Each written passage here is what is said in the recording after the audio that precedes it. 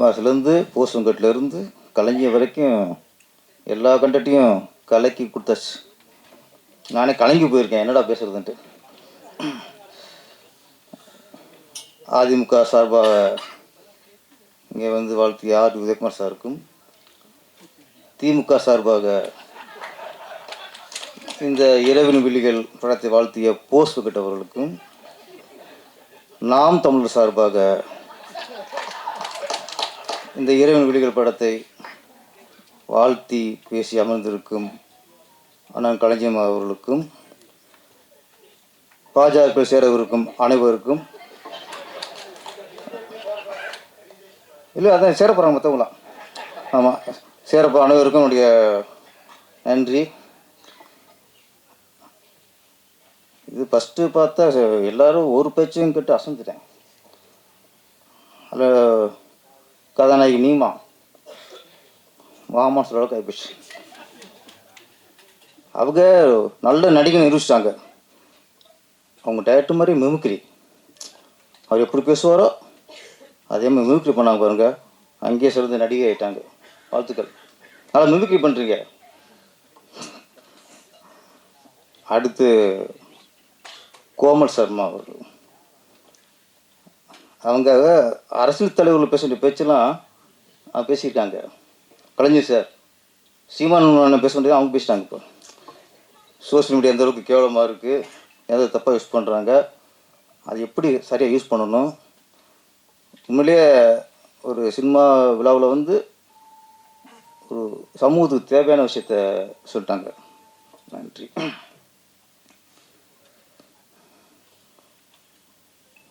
முதல்ல பாடல் எல்லாம் ஆரம்பிச்சு மிஸ்டருக்கு வாழ்த்துக்கள். அந்த அம்மா சென்டிமெண்ட் சாங்கு ரொம்ப உண்மையிலேயே மனசை டச் பண்ணிச்சு. இசைஞானி இளையராஜா சாங்கு கேட்ட மாதிரி இருந்துச்சு. ஆமாம், அந்த பாடகரும் இளையராஜா வாய்ஸு ஏன்னா இளையராஜா பயங்கர ரசிகர் போல இருக்குது. ஆமாம், நல்லா இருந்துச்சு சார். ஆமாம், அது இசைஞானி பாடுற மாதிரி இருந்துச்சு, நல்லா இருந்துச்சு, நல்லா இருந்துச்சு. அப்புறம் அவங்க நீங்கள் பாடின பாட்டு ஒன்று போடலை, அதை போட்டுக்கணும், நல்லா கொஞ்சம் செக்ஸியாக இருந்துச்சு. உதயகுமார் சார் ஃபீல் பண்ணார், இது இந்த படத்தில் இருக்கிறாரு. ஆமாம் சார், அது போடலை அப்படின்னாரு. அதை இப்போ விட்டாங்க சார், நான் கிளம்புறேன்ட்டார். அதை ஃபஸ்ட்டு பேசி போனது காரணமே அவர் எதிர்பார்த்தது இல்லை இங்கே, அதனால கிளம்பிட்டார். நல்லா இருந்துச்சு சாங்.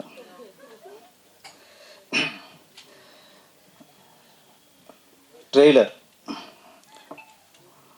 நான் அந்த உதவி இயக்குனராக சேர்றதுக்கு முன்னாடி அப்போ நிறைய படங்கள் ட்ரெய்லர் தேட்டரில் போடுவாங்கள்ல. அப்படியே ஃபஸ்ட்டு இப்போ ஒரு ட்ரெய்லர் பார்த்து வியந்ததுன்னா ஊமை வெளிகள் தான். மிரண்டான், ஏன்னா இப்படி ஒரு ட்ரெய்லர் ஆகிட்டு எப்போ படம் வருங்கிற அளவுக்கு அது எதிர்பார்ப்பு உண்டாக்குச்சு. அதே மாதிரி இரவின் விழிகளும் சில ஷார்ட்ஸ்லாம் சூப்பராக இருந்துச்சு. கேமராமேன் பாஸ்கர் இருக்க வாழ்த்துக்கள் சார். அந்த டாப் பாங்கில் அப்படியே அந்த கார் போகிறதுலாம் ரொம்ப ரொம்ப மிரட்சியாக இருந்துச்சு.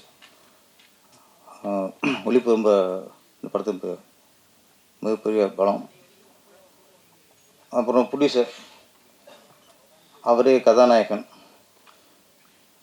அவர் பேர் வற்புறுத்தி போட்டுட்ருக்காரு ஹீரோவை. ஆமாம், அது சிலது கதைக்கு தேவைப்படும். சில முகங்கள் வந்து இப்போ என் ராசவன் மனசில் வந்து அதுக்கு ராஜகிரண் தான், வேறு யாரும் அந்த நல்லி எலும்பு கடிக்க முடியாது, அதுக்கு அவர் தான். அந்த மாதிரி சில படங்களுக்கு அந்த உருவம் தான் கதாநாயகன், அழகா சிவப்பா அதெல்லாம் அது வேறு. இந்த கதைக்கு கரெக்டாக தேவைப்பட்டிருக்கு. ஆனால் ரொம்ப அதிகமாக முகமுடி போட்டு வந்துட்டிய, அங்கேயும் கொஞ்சம் உஷாராயிட்டார் அவர், ஃபுல்லாக தாங்க மாட்டாருன்ட்டு முகமுடி போட்டு எப்போ கழட்டுமோ எப்போ கழட்டிட்டார். டயருக்கு யோகமான ஆள் தான் அவர் நடிச்சிருக்கிறாரு. இயக்குனர் சிக்கல் ராஜேஷ். சிக்கல்னால் சொன்ன மாதிரி ஏகப்பட்ட சிக்கல் இருக்குது, நாட்டிலே ஏகப்பட்ட சிக்கல் இருக்குது. அது எப்போ கலைய போகிறோம் தெரியும், 2026 தான் கலையும் எல்லாத்தையும், ஏகப்பட்ட சிக்கல் இருக்குது. ஆனால் சிக்கலுங்கிறது எங்கள் ஊர் நம்மளை மாதிரி தான், ஊர் பாசம் உள்ளவர். ஊர் பேரை கூட வச்சுக்கிட்டாரு. த்ரில்லர் மூவி, நல்ல கண்டென்ட். சொல்லும்போது இன்றைக்கி பெண்கள் நிலை இந்த நாட்டில் எவ்வளோ மோசமாக இருக்குது. நம்ம சொல்லிக்கிருக்கோம், அப்படியே பெண்கள் சுதந்திரமாக அடைஞ்சிட்டாங்க, பெண்கள் இன்றைக்கி ஆணுக்கு நிகர் பெண், பெண்கள் இன்றைக்கி புரட்சி பெண், புதுமை பெண், நம்மளாம் சொல்லிக்கிறது தான். அப்படியே இன்றைக்கி பெண்கள் மாதிரி கேவலமான இது இல்லை. சொன்ன மாதிரி அதுக்கு கொஞ்சம் சொன்னார், நைட்டில் போனால் தான் சுதந்திரம்னா பகலே போக முடியல. அன்றைக்கி சொன்னாங்க, எந்த ஒரு இரவில் ஒரு பெண் நகையெல்லாம் அணிஞ்சிட்டு எப்போ தனியாக போகிறாங்களோ அன்னைக்கு சுதந்திரம்ட்டு. இன்றைக்கி நகை மட்டும் போகாது, கற்பும் போயிடும் போல இருக்கும். அதுக்கு விழிப்புணர்வு ஏற்படுத்த மாதிரி இந்த இறைவன் விழிகள் நல்ல ஒரு த்ரில்லரும்போது உங்களுக்கு இப்போ பிஸ்னஸ் பிரச்சனை இல்லை, அப்படியே பண்ணிடலாம். படம் வெற்றியுடைய வாழ்த்துக்கள். இன்றைக்கி எல்லோரும் பேசும்போது படத்தோட வெளியீடு, சின்ன படங்களுக்குள்ள பிரச்சனைகள், ரிலீஸில் உள்ள பிரச்சனைகள், ஆர் விஜயகுமாரில் சார்லேருந்து போஸ்டங்கர் சார்லேருந்து கலைஞி மன்னன் வரைக்கும் இன்றைக்கி அதுதான் இன்றைக்கி ஒரு ஆதங்கம், ஒரு கவலை. சினிமாவில் உள்ள ஒரு பெரிய இடர்பாடு. இன்றைக்கி படம் எடுக்கிறது இன்றைக்கி பெரிய விஷயமே இல்லை, அதை ரிலீஸ் பண்ணுறது தான் பெரிய விஷயமா இருக்குது. ஒரு சின்ன படத்தை ரிலீஸ் பண்ணுறது தான் முதல் வெற்றியாக இருக்குது. இன்றைக்கி நம்ம நிறைய சொல்கிறோம், தேட்டருக்கு வர மாட்டேங்கிறாங்க, தேட்டரு கிடைக்க மாட்டேங்குது, ஷோ மாற்றி கொடுக்குறாங்க. ஆளுக்கு ஒரு ஆராய்ச்சி பண்ணிக்கிட்டு இருக்கோம்ண்ணே, ஒவ்வொருத்தரும் ஒரு விஷயம் சொல்லிக்கிட்டு இருக்கோம்.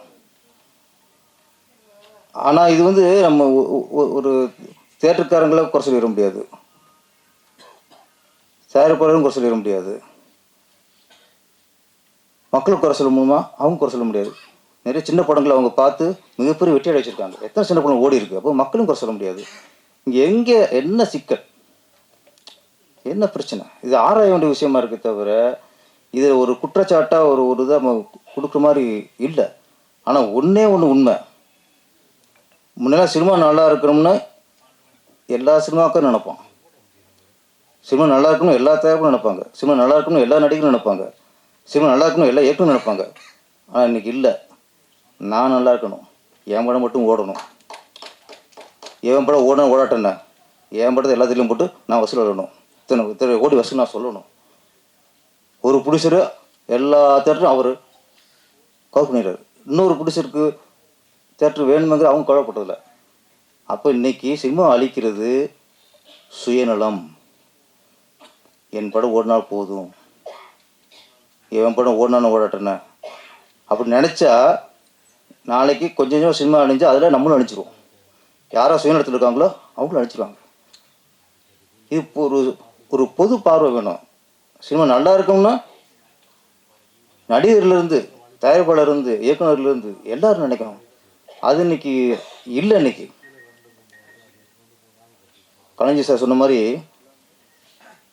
ஒரு 5 வருஷத்துக்கு முன்னாடி அதுதான் சார், பெரிய ஸ்டார் படமும் 5 தேட்டர் தான். வடபழனியில் கமலா தேட்டரில் போட்டால் உதயம் தேட்டரில் போடக்கூடாது, ஏஎம் ராஜேஸ்வரி, காசி, எஸ்ஆர் பங்கஜம் இதில் ரிலீஸ் பண்ணக்கூடாது. உதயத்தில் போட்டால் கமலா, அந்த சுற்றில் இருக்க இங்கிலீஷ் பண்ணக்கூடாது. அது மாதிரி அங்கே அபிராமியில் போட்டால் ஆல்புட் போடக்கூடாது, தேவியில் போட்டால் இங்கே சத்தியம் போடக்கூடாது. ஒரு கட்டுப்பாடு, ஒரு ஒழுங்கு இருந்துச்சு. இப்போ பெரிய படங்கள் வந்து சென்னையில் எத்தனை தேட்டர் இருக்கோ அத்தனை தேட்டரும் அவங்க படம் தான். அதனால் அது இனிமேல் 50 நாள் 100 நாள் ஓடுறதுலாம் வாய்ப்பே இல்லை. அதனால தான் உங்களுக்கு 3 நாள் 1 வாரம் கலெக்ஷன் முடிஞ்சு அடுத்து 2வது வாரம் பார்த்தா தேட்டரில் ஆள் இல்லை. அனைவருக்கும் இனிய மாலை வணக்கம். ஃபர்ஸ்ட் டைம் என்னை ஸ்டேஜில் கூப்பிட்டு பேச வச்சதுக்கு ஃபஸ்ட்டு நன்றி, இறைவருக்கு நன்றி, அப்பா அம்மாவுக்கு நன்றி. என்ன பேசுகிறதுன்னு தெரியல.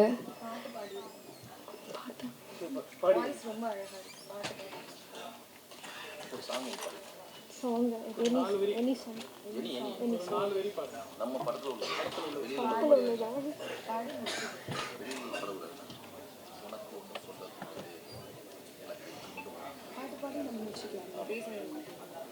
ஓகே அது ஒரு நிமிஷம். ரெண்டு வார்த்தை மட்டும் பேசிக்கலாம். இந்த வாய்ப்பை எனக்கு கொடுத்த mister Azharuddin sir, music director of Iravin Vizhigal, அவருக்கு நன்றி சொல்லிக்கிறேன். அப்புறம் என்னோடய ஃப்ரெண்ட்ஸ், ஃபேமிலி, வெல்விஷஸ்லாம் வந்திருக்காங்க, அவங்களுக்கும் மிகப்பெரிய நன்றி. ஸோ 4 வார்த்தை நான் பாடிடுறேன். ஹே, உனக்கு ஒன்று சொல்ல தோணுது எனக்கு,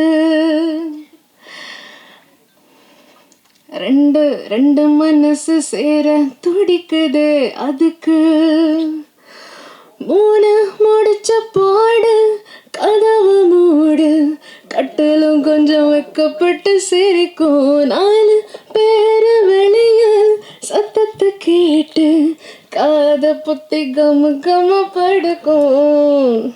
நன்றி. எல்லாரும் நல்லா இருக்கீங்களா? இங்கே வந்ததுக்கு எல்லாருக்கும் ரொம்ப நன்றி. மீடியா ஃப்ரெண்ட்ஸுக்கு மிக்க நன்றி சொல்லுவேன். அஜித் சார், மிஸ்டர் பர்ஃபெக்ஷனிஸ்ட், அவங்களுக்கு எப்படின்னா ஒரு நிறையா ஐடியாஸ், ரொம்ப எப்போவுமே நிறையா தாட்ஸ் எல்லாமே வரும். ஐ வில் டெல் ஒன் என்னாச்சு ஸ்டோரி சொல்லுவேன். இந்த படம் ஸ்டார்ட் ஆகும் முன்னாடி எனக்கு கால் வந்திருக்கு டைரக்டர். ஹலோ, நாங்கள் ராஜேஷ் டிரெக்டர் தான், இந்த மாதிரி நாங்கள் படம் பண்ணிட்டு இருக்கேன், ஸ்டோரி எல்லாம் சொன்னார். ஓகே ஃபைன், எனக்கு பிடிச்சிருக்கு. நாங்கள் ஷூட்டிங் போயிட்டேன், ஃபஸ்ட் டே ஷூட்டிங் போயிட்டேன், ஷூட்டிங் ஸ்டார்ட் ஆயிடுச்சு. அப்போது ஸ்கிரிப்ட் கொடுத்தார். ஸ்கிரிப்ட் பார்த்துட்டா என்ன இது நல்லா சேஞ்சஸ் பண்ணிட்டு இருக்கார். அப்புறம் 1 டே ஷூட்டிங் ஃபினிஷ் ஆயிடுச்சு. நெக்ஸ்ட் டே ஷூட்டிங் போயிடுச்சு, ஹீரோ கேரக்டரை சேஞ்ச் பண்ணிட்டு இருப்பார். அந்த மாதிரி ஷூட்டிங் போயிட்டு லாஸ்ட்லேயே பேக்கப் ஆயிடுச்சு, எல்லாரும் ஊரும் கிளம்பிட்டார், பேக்கப் ஆயிடுச்சு. ஒரு வாரம் அப்புறம் டிரெக்டர் கால் வந்திருக்கு. நீமா, அந்த சீனை கொஞ்சம் எனக்கு வேறு ஐடியா வந்திருக்கு, நீங்கள் நெக்ஸ்ட் வாரம்ல ஃப்ரீ இருக்கீங்க, நீங்கள் ஷூட்டிங்குக்கு வாங்க. ஓகே சார், நாங்கள் வரோம், நாங்கள் ரெடி இருக்கேன். அதுவும் ஷூட்டிங் ஃபினிஷ் ஆயிடுச்சு, எல்லோரும் பேக்கப் பண்ணிவிட்டு எல்லோரும் டாட்டா பாய் பாய் சொன்னார், கிளம்பிட்டார். அப்புறம் 2 வாரம் அப்புறம் நான் தான் கால் பண்ணியிருக்கேன் டிரெக்டருக்கு. ஹலோ சார், எப்படி இருக்கீங்க? நீமா, நான் எடிட்டிங் பார்த்தேன், அது கொஞ்சம் அது ஹீரோ போர்ஷனில் கொஞ்சம் எனக்கு அது சாட்டிஸ்ஃபேக்ஷன் இல்லை, நாங்கள் திருப்பி ரீஷூட் பண்ணிட்டு போயிட்டு இருக்கேன். அந்த மாதிரி ஒரு டெடிக்கேட்டடாக ஃபோக்கஸ்டான டிரெக்டர், எப்போவுமே எல்லா ஸ்டெப்லே நிறையா அவர் இம்ப்ரூவ்மெண்ட் பண்ணுவார். அப்புறம் ஆக்டர்ஸ் கேலிபரும் பார்த்துட்டு அவர் கேரக்டரைசேஷன் ரொம்ப அழகாக கொடுத்தாரு. சார், என்னன்னா உங்களுக்கு பார்க்கும்போது எனக்கு சில டைம் அன்யன் படம் ஞாபகம் வரும். எப்படின்னா, காலையில் நாங்கள் ஷூட்டிங் போகும் முன்னாடி நாங்கள் பார்த்தேன், ஹலோ சார், குட் மார்னிங், அம்பி மாதிரி, குட் மார்னிங் நீமா. அங்கே திடீராக நாங்கள் ஸ்பாட்டுக்கு போயிட்டு பார்த்தேன், சடனாக அன்யன் கேரக்டர் வந்திருக்கு. அவ்வளோ எனர்ஜி, அவ்வளோ லைக், ரூபன் எங்கே, ஆர்டிஸ்ட் கூப்பிடுங்க, மேக்கப் மேன் எங்கே, மேக்கப் மேன் கூப்பிடுங்க, அந்த மாதிரி அவ்வளோ எனர்ஜி இருக்கு. ஸோ ஃபைனலி ஷூட் பேக்கப் ஆயிடுச்சு. லாஸ்ட் யார் வரும்? ஸோ ஃபைனலி யாரும் கேரக்டர் வரும், சொல்லுவேன். ஃபைனலி ரெமோ கேரக்டர் வரும். சூப்பராக வந்திருக்கு, சூப்பராக அழகாக வந்திருக்கு. அந்த மாதிரி ஒரு டெடிக்கேட்டடாக ஆக்டர் தான், actor, director and versatile human being. Sir, எனக்கு இந்த படத்திலே ஏன் நம்பிக்கை வச்சிருக்கிறதுக்கு, அப்புறம் இந்த படத்தில் எனக்கு ஆப்பர்ச்சுனிட்டி கொடுத்ததுக்கு மிக்க நன்றி சொல்லுவேன். அண்ட் இந்த ஸ்பெஷல் டேல ஒரு ஸ்பெஷல் பர்சன் மாதிரி பேசுவோம். அசர் music director, your music has really been magical. அப்புறம் அந்த சாங் நீங்கள் today you didn't play it, but அந்த கக்கமும் சாங் மாதிரி சொல்லும் நாங்கள் ரியலி ஒரு யூனிக்கான steps. I have to really appreciate Antony master for this. He made sure every steps matched the mood of the music. Really, it was great fun working with you, sir.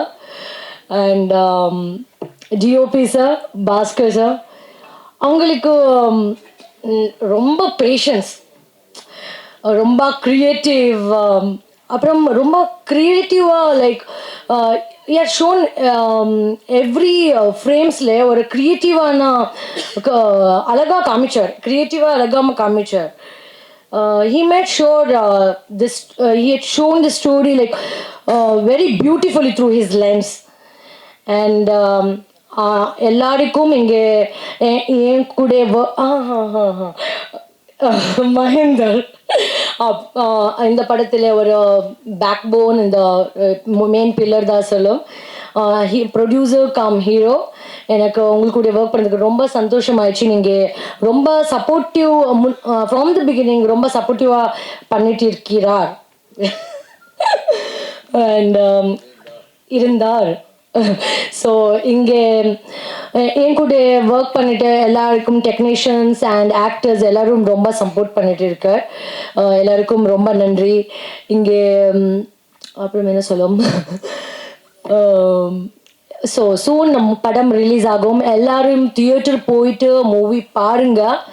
நீங்கள் மட்டுமல்ல, உங்கள் குடும்பம் நண்பர்கள் கூட மூவி போயிட்டு பாருங்க. உங்கள் ஆசீர்வாதம் எனக்கு என்னோட டீமுக்கு வேணும். அண்ட் நாங்கள் ஏதாவது தப்பாக பேசிட்டு மன்னித்து விடுங்கள். அனைவருக்கும் வணக்கம்.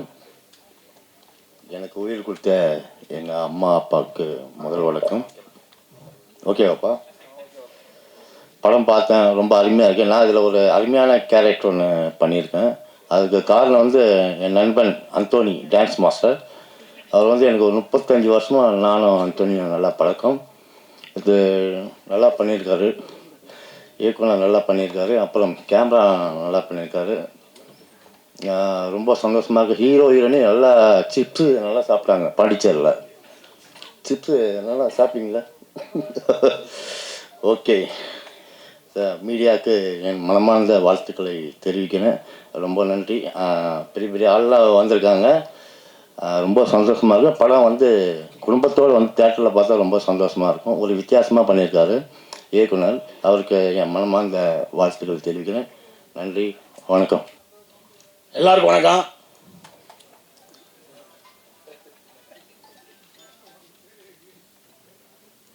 அந்தோனி மாஸ்டர் மூலியமாக பார்த்தா இந்த படம் எனக்கு கிடச்சிச்சு.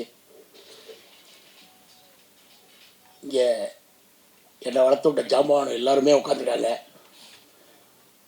என்னை துளி தந்த காலத்தில் முதல்ல ஒரு பக்கத்தில் இருந்த ஒரு ராம்சியார் உட்காந்துருக்காங்க. என்னை வந்து ஒரு சாதாரண ஆஃபீஸ் பாயாக ப்ரொடக்ஷனாக இருந்த என்னை இன்றைக்கி ஒரு 350 படம் 400 படம் வர காரகர்த்த முதலாளி ஆகிய நீங்கள் முன்னாடி உட்காந்துருக்கீங்க. நீங்கள் தான் என்னை வளர்த்து ஒரு சாதாரண பழனிசாமியாக இருந்த என்ன சிஸ்டர் மனோரை வளர்த்து இன்றைக்கி இந்த அளவுக்கு பெருசாகி கொண்டது நீங்கள் தான். இந்த படத்தில் ஒரு அருமையான கேரக்டரு அந்தோனி மாஸ்டர் மூலியமாக கிடச்சி டைரக்டர் பேசினாங்க. ஒரு 25 நாள் வேணும்னு சொன்னாங்க. வெள்ளிமலை போனோம். டைரக்டர் இந்த மாதிரி எத்தனை படம் ஒர்க் பண்ணாருன்னு தெரியல. நம்ம சினிமாவில் எல்லாம் ஊறிட்டு தான் இருக்குது, நம்ம பார்க்காத வேலை இல்லை, அவ்வளோ வேலையை பார்த்துட்டு வந்திருக்கோம். கிட்டத்தட்ட ஒரு 25 நாள் படத்தை 15 நாளில் என்னை வந்து அதாவது உட்கார விட மாட்டார். ஒரு அருமையான கதை. இந்த இன்றைய காலகட்டத்துக்கு நிச்சயமாக இந்த கதை வந்து மிகப்பெரிய லெவலுக்கு வரும். அதை கொண்டே சேர்க்க வேண்டிய பொறுப்பு உங்கள்கிட்ட இருக்குது. உங்கள் பாதை தொட்டு கேட்டுக்கிறேன். அருமையான கதை. தயாரிப்பாளர் மகேந்திரன் ஹீரோ. ஒரு 5 மணி கரண்ட் அந்த ஏரியாவில் திரும்பி பார்த்தா கரண்டே இருக்காது. லாரியில் தண்ணி வாங்கி எல்லாம் முடிச்சுட்டு போய் இருட்டுக்குள்ளே தருவான்.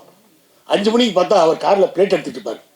நான் ஏன்னா ப்ரொடக்ஷனில் நான் பார்த்த வேலை, நான் வந்து வேளாத்த கிட்டத்தட்ட 100-150 படத்துக்கு நான் ப்ரொடக்ஷன் அசிஸ்டண்டாக ஆஃபீஸ் பாயா எல்லா வேளாத்தனும் அந்த வேலையை ஒரு ஹீரோ தயாரிப்பாளர் பார்த்தா நான் வந்து லாரியில் தண்ணி வந்துருக்கு பிடிக்கலான்னு பிடிச்சிட்டு ரூம் எடுத்து போகிறதுக்குன்னா இவர் வந்து பிளேட் எடுத்து காரில் வச்சுட்டு பாரு.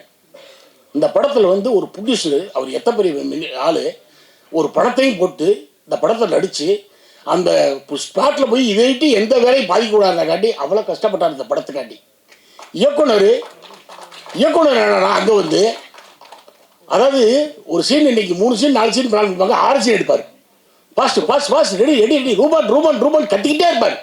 நானும் சேரன் சாரும் அவரும் என்ன படம் மிகப்பெரிய ஆர்டிஸ்ட்டு, டயலாக் பக்கமாக இருக்கும். போகலாம் பாரு. நிச்சயமாக அது எங்களால் முடிஞ்ச அளவுக்கு பண்ணியிருக்கோம்.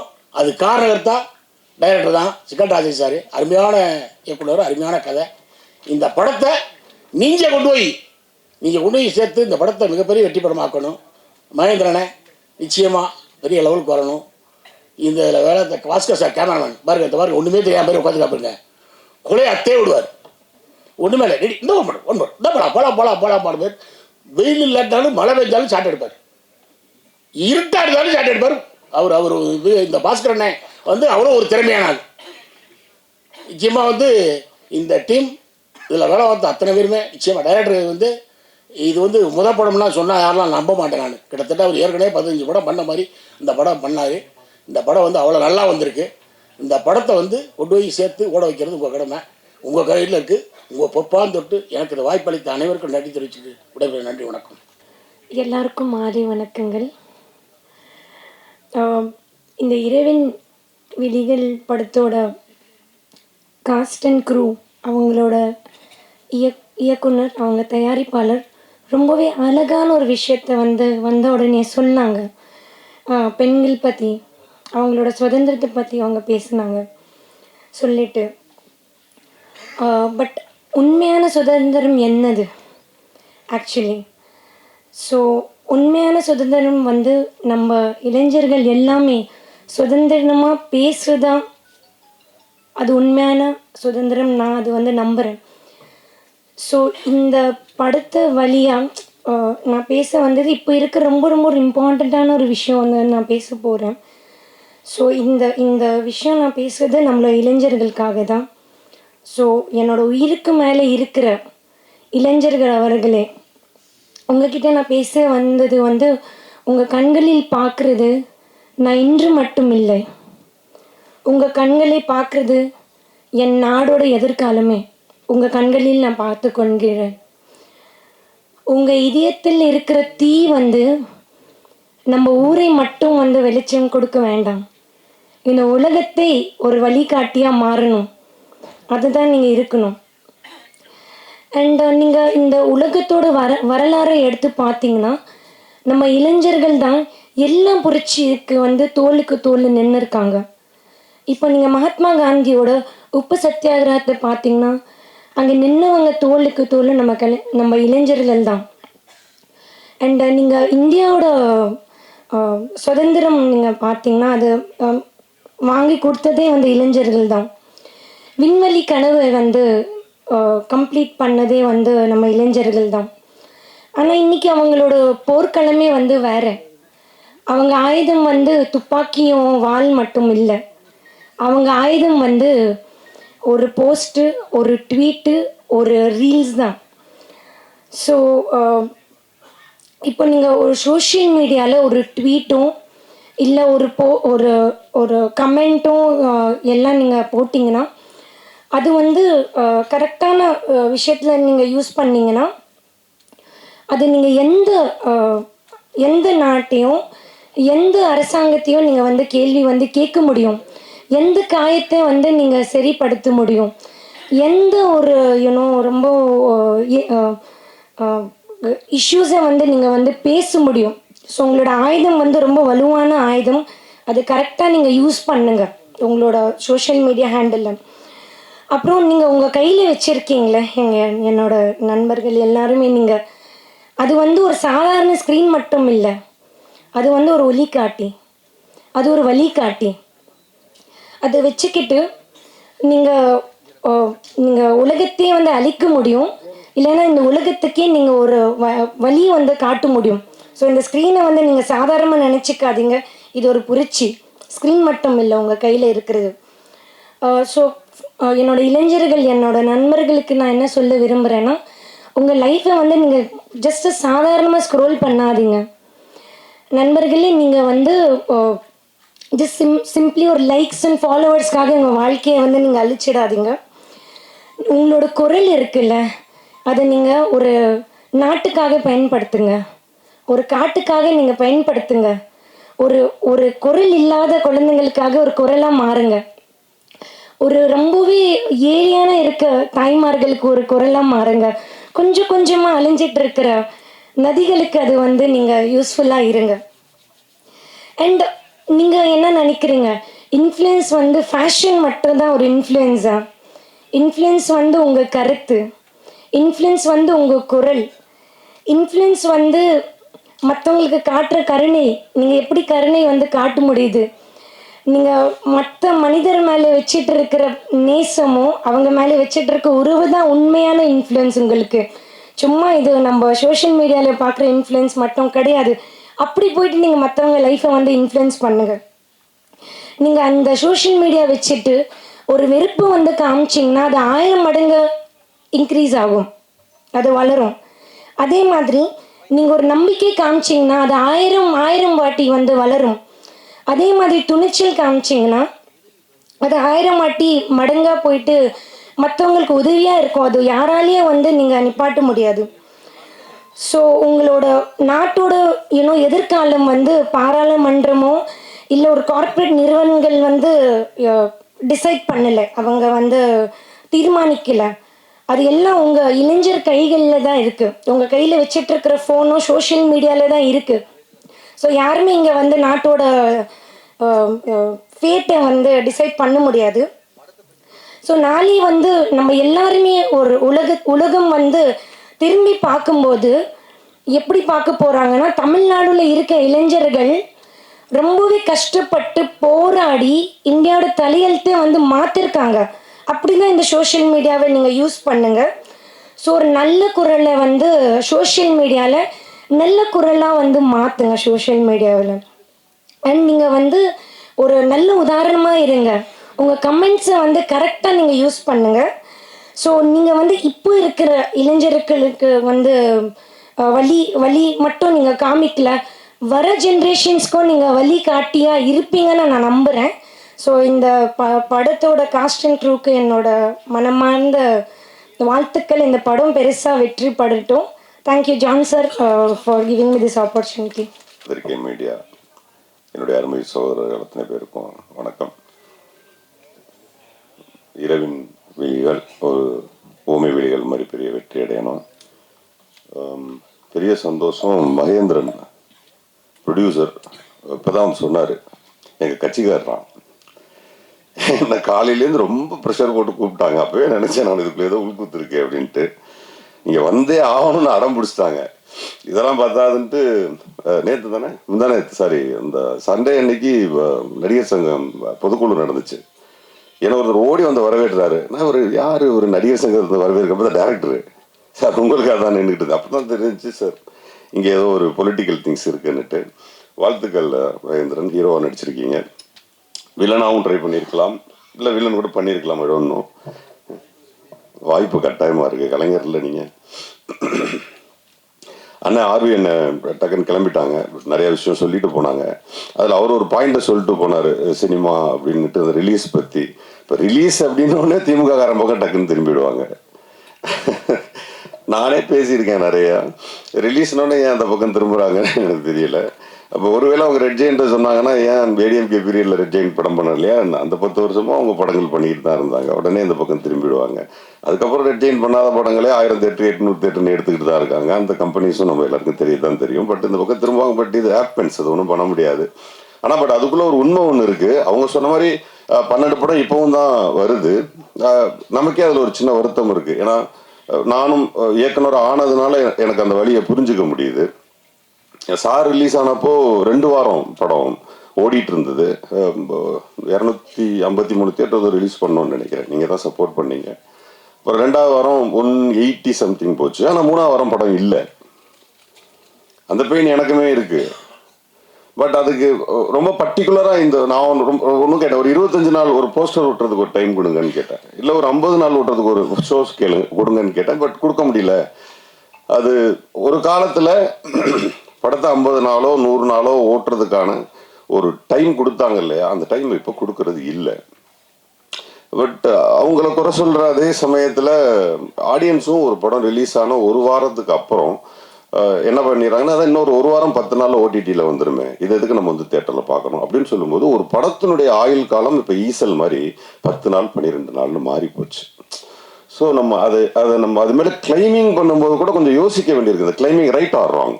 கிளைம் பண்ணுவோம், சார் சொன்ன மாதிரி கிளைம் பண்ணுவோம். 50 நாள் 60 நாள்னா சார் சொன்னாங்க 60 தேட்டர் எங்களுக்கு வரும், 60 தேட்டர் இன்னொருத்தருக்கு போகும், 60 தேட்டர் இன்னொருத்தருக்கு போனால், ஸோ 50 தேட்டரோ 60 தேட்டரோ ஷோஸ் வந்து 3 ஷோவோ 2 ஷோவோ இருந்ததுன்னா அது 50 நாளோ 60 நாளோ இருந்தால் தான் ஆடியன்ஸ் அப்போ பார்க்க முடியும். அவங்களுக்கு அண்ணன் சொன்ன மாதிரி அந்த டாப் 10 ரைட், அந்த டாப் 10ல் வந்து 1 2 3 நாள் சொல்கிறதுக்கே 5 6 வாரம் 7 வாரம் 8 வாரம்லாம் எடுக்கும். இப்போ அது இல்லையே. படம் ரிலீஸ் ஆகுது, ரிலீஸ் ஆன 2வது ஷோலேயே எழுதிடுறாங்க. 3வது ஷோ வந்து நல்லா இருக்கு சுமாராக இருக்குன்னா கூட கூட்டம் கொடுது. 4வது ஷோ நல்லா இருக்குன்னு சொன்னால் ஓகே, அடுத்த நாள் காலையிலேயே தியேட்டர் இல்லை, தூக்கிடுறாங்க. ஸோ இது பிஸ்னஸ் கம்ப்ளீட்டாக கன்வெர்ட் ஆகிடுச்சு, கம்ப்ளீட்டாக மாறிடுச்சு. அதை நம்ம வந்து புரிஞ்சுக்கிட்டு அதுக்கு தகுந்த மாதிரி தான் படம் பண்ணணுமே தவிர, இப்போ ப்ரொடக்ஷன் சைடில் ப்ரொடியூசர்ஸ் வந்துட்டு ஒரு தடவை சார் விஷால் சார் பேசியிருந்தார், சின்ன ப்ரொடியூசர்ஸ்லாம் இனிமேல் வராதிங்க அப்படின்னு. உடனே நான் தான் முதல் கண்டன குரல் கொடுத்தேன், நேரடியாகவும் போய் சந்தித்தேன், இன்டர்வியூஸ்லாம் கொடுத்தேன். பட் அவர் சொன்னதோட சென்ஸ் என்னவா இருக்குன்னா, சின்ன சின்ன படங்கள் எடுக்கிறவங்க உஷாரா இருங்கிறது தான் சென்ஸ். ஆனால் அதை அவர் சொல்ல தெரியாமல் சொல்லிட்டார். அவர் உஷாரா இருங்க, கொஞ்சம் கேர்ஃபுல்லாக பண்ணுங்க அப்படிங்கிறது தான் சென்ஸ். ஆனால் அவர் சொன்னதுனால பல ப்ரொடியூசர்ஸ் ஓடி போன கதை உண்டுன்னு வச்சுங்களேன். அது ராங் இஸ் ராங், அது ஒன்றும் பண்ண முடியாது. பட் உண்மை என்னன்னா, சின்ன படம் எடுக்கிறவங்கள்ட்ட கேட்கறது ஒன்று தான், இந்த படம் என்ன மாதிரியான அட்டென்ஷனை ஆடியன்ஸ் கிட்ட கிரியேட் பண்ணும். முதல் கேள்வி, அந்த producers and directors in between அவங்க 2 பேருக்கும் தெரிய வேண்டியது, என்ன காரணத்துக்காக இவன் தியேட்டருக்கு வரணும், என்ன மோட்டிவ் கிரியேட் பண்ணுறீங்க தியேட்டர்ஸ்க்கு அவன் வர்றதுக்கு. அப்போ எந்த மோட்டிவுமே கிரியேட் பண்ணாமல் வர்றதுக்கான எந்த வாய்ப்புகளையுமே உருவாக்காமல் இருக்கிறது யார் மேலே mistake? Even me, even you, even anybody, யாராக இருந்தாலும் அவனை உள்ளே வர்றதுக்கான ஆப்ஷனை நம்ம கிரியேட் பண்ணாதது நம்ம மிஸ்டேக்ஸ். ஸோ இனி வர்ற டைரக்டர்ஸ், ப்ரொடியூசர்ஸ், டெக்னீஷியன்ஸ் இந்த பஞ்ச் பாயிண்ட் இருந்தால் தான் வருவான். இதுதான் காரணம். இப்போ சொல்லுவாங்க கேஸ்ட் வச்சு படம் எடுக்கிறாங்க, மேபி காரணமாக இருக்கலாம்.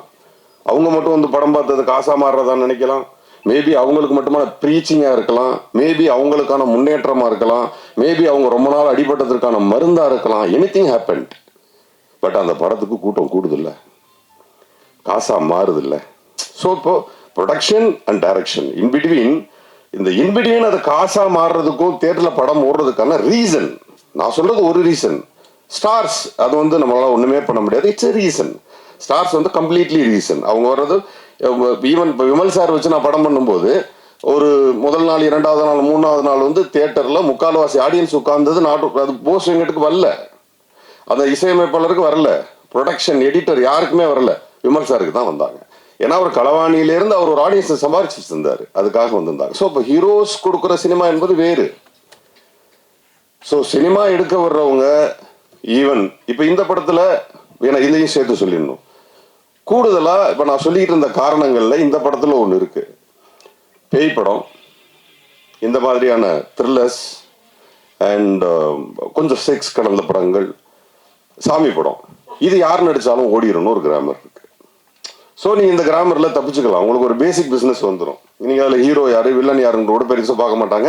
வியாபாரிகள் வந்து கேட்க போகும்போதே அதான் கேட்குறாங்க, எத்தனை சாங் இருக்கு, 5 சாங் இருக்கா, 2 ஃபைட் இருக்கா, இது என்ன காரணம், என்ன ஜானர் படம், த்ரில்லர். அப்போ த்ரில்லர்னா உள்ள எல்லாம் என்னன்னு போய் நோண்டி பார்க்கறது இல்லை, அதுக்கு ஒரு பேசிக் பிஸ்னஸ் இருக்கிறதா நினைக்கிறாங்க. என்னன்னா நமக்கு தெரியும் இது என்ன படம்னுட்டு, ஹிந்தியில் தெரியாது, அங்கே ஒரு 10-12 லட்ச ரூபாய்க்கு படத்தை விற்றுருவாங்க.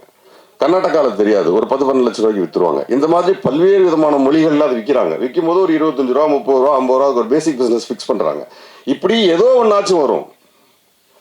ஆனால் நிறைய பேர் என்ன பண்ணுறாங்கன்னா, இந்த பிள்ளைங்க வந்து வீட்டில் படம் வரையும், ஒரு ஆர்டிஸ்ட் ஒருத்தனை படம் வரைஞ்சா அப்படியே அச்சு அசலாக வரைவாங்க, ஊரே சொல்லுவோம் என்ன பிரமாதமாக வரைஞ்சிருக்கீங்க, அது உண்மை. ஆனால் வீட்டில் ஒரு குழந்தை தப்பாக கிறுக்கும், அப்போ அம்மா சொல்லுவேன் என்ன பிரமாதமாக வரைஞ்சிருக்கேன்னு. அந்த மாதிரி நமக்கு நாமே படம் எடுத்து நல்லா இருக்கு நம்ம சொல்லிக்கிறோமே தவிர ஊர் சொல்லணும் அது நல்லா இருக்குன்னு. அப்போதான் இந்த படம் ஓடும்.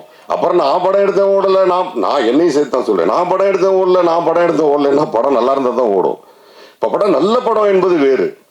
அது பல விருதுகளை எடுக்கும். 2 படமும் நிறைய விருதுகளை எடுத்துச்சு. அந்த மாதிரி நிறைய விருதுகள் எடுத்தது, அது திருப்தி தரும். அதுதான் தருணம் எங்களுக்கு தெரியும். பட் பணமாக மாறக்கூடிய திரைப்படங்களுக்கு யார் மேல பிளேமிங் நீங்க வச்சீங்கனாலும் தப்பு. ஈவன் தியேட்டர்ஸ், டிஸ்ட்ரிபியூட்டர்ஸ், ப்ரொடியூசர்ஸ், இவங்க யார் மேலேயும் நீங்க பிளேமிங் பண்ணவே முடியாது. அண்ணன் சொன்ன மாதிரி ஒரு விஷயம் வேணா பண்ணலாம். எனக்கு அது கொஞ்சம் வருத்தமான விஷயமும் கூட. சமீபத்தில் கூட நடந்துச்சு. ஒரு ஸ்டாரோட படம் வருது, உடனே அந்த சமயத்துல வெளியாக இருந்த சின்ன படங்களை பூரா எல்லாம் பின்வாங்கிறதே நான் பார்த்தேன். அந்த தேட்டர்ல படம் வருதுன்னு சொல்லிட்டு முதல் நாள் போஸ்டர்ல வருது, பேப்பர்ஸ்ல வருது, ஒரு 10 நாள் பப்ளிசிட்டி பண்றாங்க. ஆனா இல்ல, அது பெரிய படம் வருது, ஏன் பின்வாங்குறீங்க? ஏன் பெரிய படம் தோத்தது இல்லையா? பெரிய படம் தான் தோக்குது. சின்ன படங்களோட அதிகமா தோக்குறது பெரிய படங்கள் தான். அவங்களுக்கு தான் பாதிப்பு அதிகம். ஏன் விட்டு கொடுக்குறீங்க? போராட வேண்டியதானே, படத்தை ரிலீஸ் பண்ண வேண்டியதானே. அதே படத்தை நீங்க லேட்டா ரிலீஸ் பண்ணி ஓடின படம் லிஸ்டே நான் சொல்லுவேன், நீ அன்னைக்கே ரிலீஸ் பண்ணி இருந்திருக்கலாமே. அப்ப என்ன ஆகுதுன்னா, அவங்கள பயந்துக்கிட்டு நீங்க வெளியில வரும்போது சார் சொன்ன மாதிரி 150 தேட்டர் 100 தேட்டர் 100 ஷோஸ் 200 ஷோஸ்ன்னு சொல்லிட்டு அந்த ஷோஸ் எல்லாமே அவங்களுக்கு போகுது. தே பிளேட், அவங்க நல்லா விளையாடுறாங்க. ஏன்னா களத்தை நீங்க தான் கொடுத்தீங்க. எதுக்கு களத்தை கொடுக்குறீங்க? நான் ஏற்கனவே ஆக்சுவலா இப்போ ப்ரொடியூசர் கவுன்சில் எல்லாம் சேர்ந்து போய் பேசியிருக்காங்க. டிஸ்ட்ரிபியூட்டர் கவுன்சில் எல்லாமே துணை முதல்வர்கிட்ட போய் பேசியிருக்காங்க. டிக்கெட் நிர்ணயம்லாம் நீங்களே பார்த்துக்கோங்க, கவர்மெண்டே இதை போய் பண்ணலான்ட்டு. இதை நான் கிட்டத்தட்ட 2 மாதங்களுக்கு முன்பு நான் பேசியிருக்கேன். நான் என்ன கேட்கிறேன், முழு அதிகாரமும் யாருக்கிட்ட இருக்கு? பணம் போட்ட ப்ரொடியூசர்ஸ் கிட்ட இருக்கு. ஆனா நீங்க என்ன பண்றீங்க? 2 கோடி ரூபாய் 3 கோடி ரூபாய் சொத்து தானே ஒரு திரைப்படம். 10 கோடி இருந்தா 10 கோடி ரூபாய் சொத்து தானே உங்க திரைப்படம். உங்க சொத்தை தூக்கி கொண்டு யார்ட்டையா கொடுப்பீங்களா? உங்க நிலத்தை யார்ட்டையா கொண்டு கொடுப்பீங்களா? யார் பேர்லயா எழுதி வைப்பீங்களா? உங்க வீட்டை யார் பேர்லயாவது எழுதி வைப்பீங்களா? படத்தை மட்டும் ஏன் இன்னொருத்தன் பேர்ல எழுதி வைக்கிறீங்க? என்ன பயம் உங்களுக்கு? என்ன பயம்? படம் எடுக்கிறவளுக்கும் 10 கோடி ரூபாய் போட்டு படம் எடுக்கக்கூடிய தைரியம் இருக்கு உங்களுக்கு. தியேட்டரை பிடிச்சி படம் ரிலீஸ் பண்ண தெரியாதா? அப்ப நீங்க பிசினஸ் கத்துக்காம வந்திருக்கீங்க உள்ள. பிசினஸ் தெரிஞ்சுக்கிட்டு வாங்க. 10 கோடி 15 கோடி 5 கோடி 8 கோடி 3 கோடி என்ன வேணா போடுங்க, வாங்க. ஒரு படம் எடுக்கிறாரா, அசிஸ்டன்ட் ஒர்க் பண்ணுங்க. ப்ரொடக்ஷன் பண்றாரா, அவர் கூட ப்ரொடக்ஷன்ல ஒர்க் பண்ணுங்க. டிஸ்ட்ரிபியூஷன்ல கத்துக்கங்க, அப்புறம் வாங்க சினிமாவுக்கு. அப்புறம் தோத்து போயிட்டேன்னு அழுகிறதுல எந்த பிரயோஜனமும் கிடையாது. கத்துக்குங்க. எனக்கு ஆசையா இருக்கு, டிஸ்ட்ரிபியூஷன் கத்துக்க போறேன், பண்ண போறேன், சீக்கிரமே பண்ணுவேன். தோக்குறேன்னு ஜெயிக்கிறேன்னு பண்ணணும். டிஸ்ட்ரிபியூஷன்ல தான் பிரச்சனை நின்றுது கடைசியா. அதை யார்ட்டையாவது தூக்கி கொடுக்க வேண்டியிருக்கு. நம்ம அவ்வளவு சிரமப்பட்டு ஒரு படத்தை ரெடி யாரை கொடுத்துட்டு கெஞ்ச வேண்டியிருக்கு. ஏன் கெஞ்சணும்? இனி வரும் காலங்களில் ப்ரொடக்ஷன் பண்றவங்க படத்தை எடுத்துட்டு நீங்களே ரிலீஸ் பண்ணுங்க. ஏன் யாரு பின்னாடியும் ஓடுறீங்க? அப்புறம் திமுக பண்ணுச்சு, அதிமுக பண்ணுச்சு, அவர் யாரெல்லாம் இங்க பண்ணல. உங்க பயம் உங்க கண்ணுக்கு முன்னாடி நிக்கிறதெல்லாம் பூதம் மாதிரி இருக்கு. பயப்படாம படம் பண்ணுங்க, செய்யுங்க. இந்த திரைப்படம் வெற்றியடைய வாழ்த்துக்கள். நன்றி. இரவின் விழிகள் திரைப்படத்தினுடைய இசை வெளியீட்டு விழாவில் பங்கேற்றிருக்கிற தொழில்நுட்ப கலைஞர்கள், நண்பர்கள், தோழர்கள் அனைவருக்கும் மாலை வணக்கம்.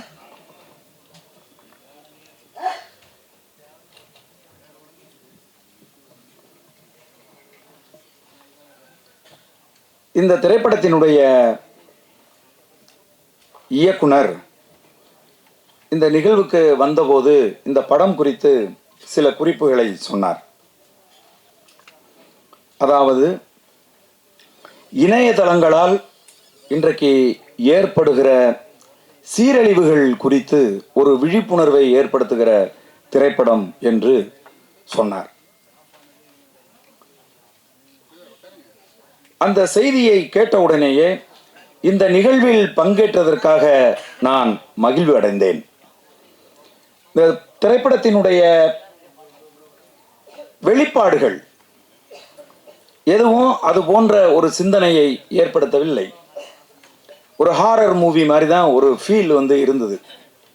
அது ஹாரர் மூவியாக இருந்தாலும் கூட அந்த திரைப்படம் சொல்லுகிற செய்தி என்பது இன்றைக்கு சமூகத்தை சீரழித்துக் கொண்டிருக்கிற மிக மோசமான விளைவுகளை ஏற்படுத்தி கொண்டிருக்கிற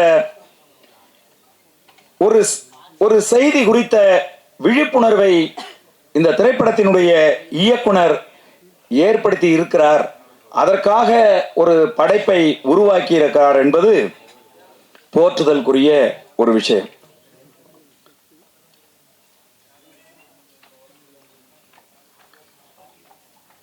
பொதுவாக திரைப்படங்களை பற்றி பேசுகிற போது அதனுடைய வெளியீடுகள் குறித்து கவலைப்பட்டார்கள்.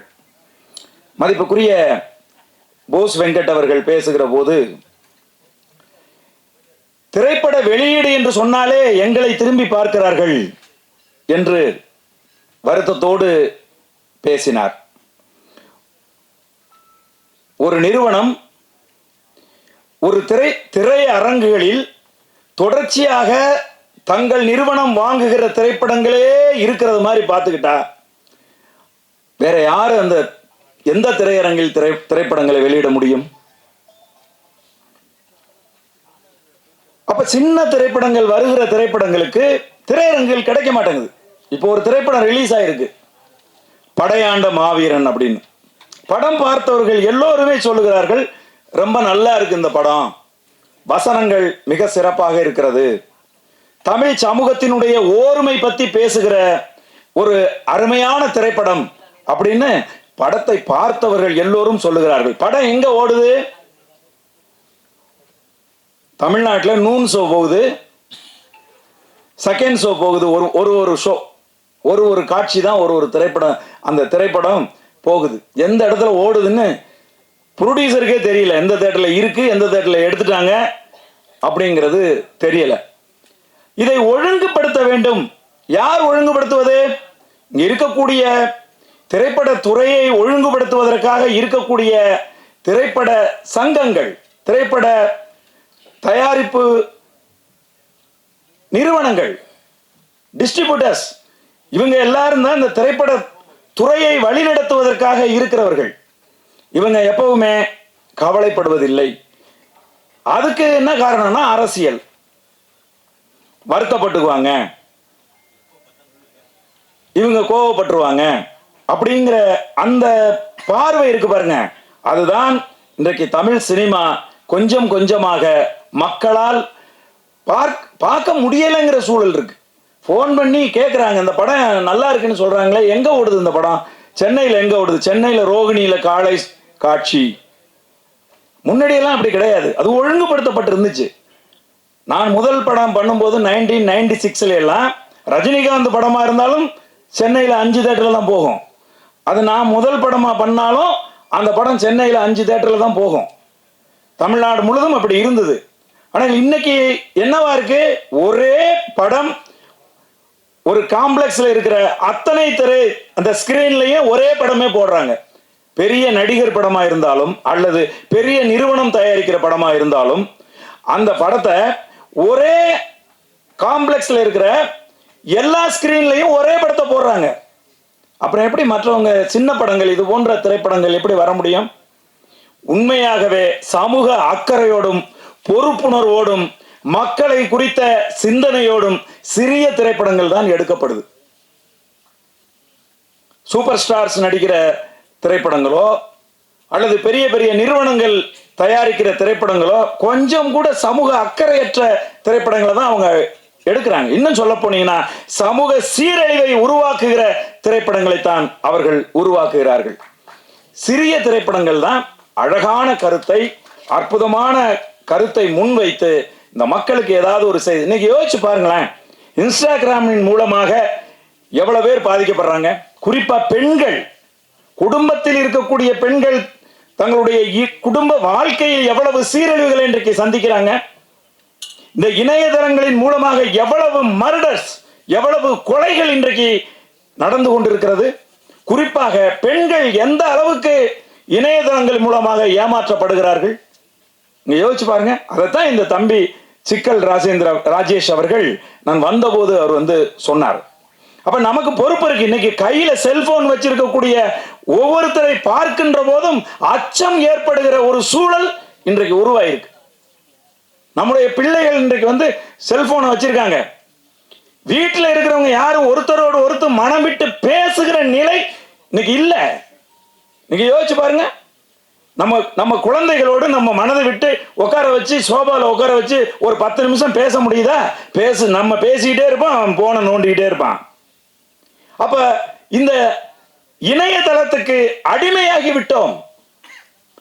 நைட்டு 2 மணிக்கு போன் பண்ணாலும் ஒரே ரிங்கில் நண்பர்கள் எடுக்கிறாங்க, கவலைப்படவே தேவையில்லை. விடிய 3 மணிக்கு போன் பண்ணாலும் ஒரே ரிங்கில் நண்பர்கள் எடுக்கிறாங்க. என்ன காரணம்? யாரும் தூங்குறது இல்லை. என்னங்க, நான் சும்மா நீங்க முழிச்சிருக்கீங்களான்னு பாக்குறதுக்காக அடிச்சேன், இன்னும் தூங்கலையா? இல்ல தலைவா, ஷார்ட்ஸ் பார்த்துட்டு இருக்கேன் தலைவா அப்படிங்கிறாங்க. அப்போ இணையதளங்கள் இன்றைக்கு ஏற்படுத்துகிற இந்த பாதிப்பு இருக்கு பாருங்க, அதுதான் ஒட்டுமொத்தமாக சினிமா துறையவும் இன்னைக்கு வந்து ஒரு மிகப்பெரிய பாதிப்புக்கு வந்து ஏற்படுத்தி இருக்கு. திரையரங்குகள் இன்னைக்கெல்லாம் வந்து திரையரங்குல படம் போடுறது அப்படிங்கிறது, அதுவும் சிறிய திரைப்படங்களை திரையரங்குக்கு கொண்டு வர்றது அப்படிங்கிறது பண விரயம் அப்படிங்கிறது மாதிரியான ஒரு சூழலை தான் இன்னைக்கு தமிழ் சினிமா ஏற்படுத்தி வச்சிருக்கு. தம்பி வீரா பேசும்போது சொன்னாங்க, ஆந்திராவில் வந்து சின்ன சின்ன திரைப்படங்கள் வந்து பெரிய பெரிய வெற்றிகள் வந்து அடையுது அப்படின்னு சொல்லி. அங்கெல்லாம் ஒரு ஒழுங்கு இருக்கு. தயாரிப்பாளர்களுக்கும் திரையரங்கு உரிமையாளர்களுக்கும் டிஸ்ட்ரிபியூட்டர்ஸுக்கும் நடுவில் ஒரு ஒழுங்கு இருக்கு அங்கெல்லாம். அதை நம்ம விட்டுடுறோம். விட்டுட்டு தமிழ் சினிமா ஒழுங்கா இல்லைன்னா எப்படி ஒழுங்கு வரும் சொல்லுங்க பாப்பா. எத்தனையோ முறை இயக்குனர்கள் சங்கத்தில் இருந்து சென்று பேசியிருக்காங்க, இதை வந்து ஒரு ஒழுங்கு கொண்டு வரணும், சின்ன திரைப்படங்களை வந்து ரிலீஸ் பண்றதுக்கு ஒரு ஒரு ஒரு ஒதுக்கீடு செய்யணும், ஒரு பெரிய படம் வந்துச்சுன்னா ஒரு 10 சிறிய படங்களை ரிலீஸ் பண்ணணும்னு சொல்லி கவலைப்படுறது எங்களுடைய இயக்குனர் சங்கம் தான் கவலைப்படுது. ஒவ்வொரு முறையும் அதை எடுத்துட்டு போய் அவங்க பேச்சுவார்த்தை நடத்துறாங்க. ஆனால் அதை நடைமுறைப்படுத்த வேண்டியவர்கள் அதை நடைமுறைப்படுத்த மாட்டேங்கிறாங்க. இது போன்ற திரைப்படங்கள் நிறைய வரணும். இந்த தம்பி மகேந்திரன் வந்து எந்த நம்பிக்கையில் எந்த துணிச்சலில் பணத்தை வந்து இன்வெஸ்ட் பண்றது சொல்லுங்க. இன்வெஸ்ட் பண்ண பணத்தை ஒரு பெட்டி கடைக்காரர் ஒரு 10,000 ரூபாய் இன்வெஸ்ட் பண்ணி ஒரு பெட்டி கடை வச்சா அதுல இருந்து ஒரு 5,000 ரூபாய் நம்ம சம்பாதிச்சிடலாங்கிற நம்பிக்கை இருக்கு. கண்ணுக்கு முன்னாடி அந்த பொருள் இருக்கு. ஆனால் சினிமாவில் இன்வெஸ்ட் பண்ண வர்ற ஒரு தயாரிப்பாளருக்கு இன்றைக்கு நம்பிக்கையை இழக்கிற ஒரு சூழ்நிலை தான் இன்றைக்கு வந்து உருவாகி இருக்கு. புதுசா சிந்தனையாளர்கள் வருகிறார்கள், புதுசா கதையாசிரியர்கள் வருகிறார்கள், புதுசா தொழில்நுட்ப கலைஞர்கள் வருகிறார்கள். இந்த பாருங்க, தம்பி அசார் பத்தி சொல்லுகிற போது சொல்றாங்க, அவ்வளவு டெடிகேஷனோட தன்னுடைய பாடல் பதிவு முடிகிற வரை உட்காராமையே நின்றுட்டு இருப்பான் அப்படின்னு சொல்றாங்க. இளைய தலைமுறை பிள்ளைகள் அந்த அளவுக்கு இந்த கலையை சினிமாவை வந்து பயங்கரமா நேசிக்கிறாங்க. ஆனால் சினிமா இன்றைக்கு என்னவா இருக்கு அப்படின்னு சொன்னா, அது கார்ப்பரேட் மயமாகி ஒரு சில பேர்களுடைய கைக்கு போய் சினிமா எல்லாராலும் எடுக்க முடியாது. அப்படி எடுத்தாலும் அதை பொதுமக்களுடைய பார்வைக்கு கொண்டு வர முடியாது. அப்படி கொண்டு வந்தாலும் ஒரு ஷோ 2 ஷோ மார்னிங் ஷோ எந்த தேட்டரில் ஓடுதுன்னு நான் தான் ப்ரொடியூசர்னா எனக்கே தெரியாது. காலையில் எந்திரிச்சு பார்த்தா நான் ஒரு வாரத்துக்கு முன்னாடி கொடுத்த விளம்பரத்தை நான் போட்டிருப்பேன். இந்த தேட்டரில் 3 ஷோ, இந்த தேட்டரில் 4 ஷோன்னு நான் முதல் நாள் கொடுத்த விளம்பரத்தை போட்டிருப்பேன். அந்த தேட்டரில் எல்லாம் படமே இருக்காது.